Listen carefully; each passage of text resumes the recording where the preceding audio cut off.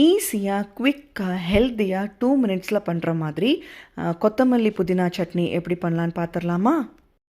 2 கை, அதாவது பெரிய கைப்பிடி அளவு வந்து கொத்தமல்லி எடுத்திருக்கேங்க. 1 கைப்பிடி அளவு வந்து புதினா எடுத்திருக்கேன்.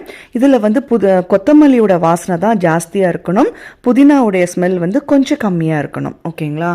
ஸோ எடுத்து நீட்டாக நல்லா வாஷ் பண்ணி 4-5 தண்ணி நல்லா வாஷ் பண்ணிக்கிட்டு எடுத்து வச்சுருக்கேன். கடாயில் வறுக்கிறதுக்காக சின்ன வெங்காயம், வத்தல் மிளகா, பச்சை மிளகு, இஞ்சி, பூண்டு, கடலைப்பருப்பு, உளுத்தம் பருப்பு, அந்த தொளி உள்ள பருப்பு இருக்குது பார்த்தீங்களா, அதுவும் எடுத்து வச்சுருக்கேன். இன்னொரு முக்கியமான இன்க்ரீடியன்ட் என்ன பார்த்தீங்கன்னா கடுகு.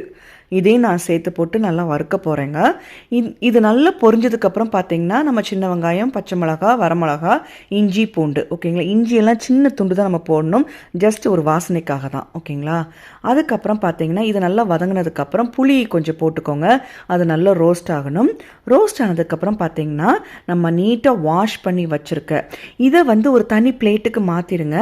மாற்றினதுக்கப்புறம் அந்த எண்ணெய் கொஞ்சம் மிச்சம் இருக்கும் பாருங்கள், அந்த எண்ணெயில் தான் வந்து நம்ம அந்த கொத்தமல்லி புதினாவை போட்டு நல்லா வதக்க போகிறோங்க.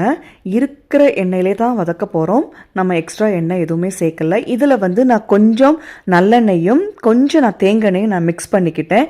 எனக்கு தேங்காய் வாசனை எனக்கு ரொம்ப பிடிக்கிறதுனால மிக்ஸ் பண்ணிட்டேன். உங்களுக்கு தேங்காய் வேண்டாம்னு நினச்சிங்கன்னா நீங்கள் வந்து கடலெண்ணெய் இல்லாட்டி சன்ஃப்ளவர் ஆயில் கூட மிக்ஸ் பண்ணிக்கோங்க.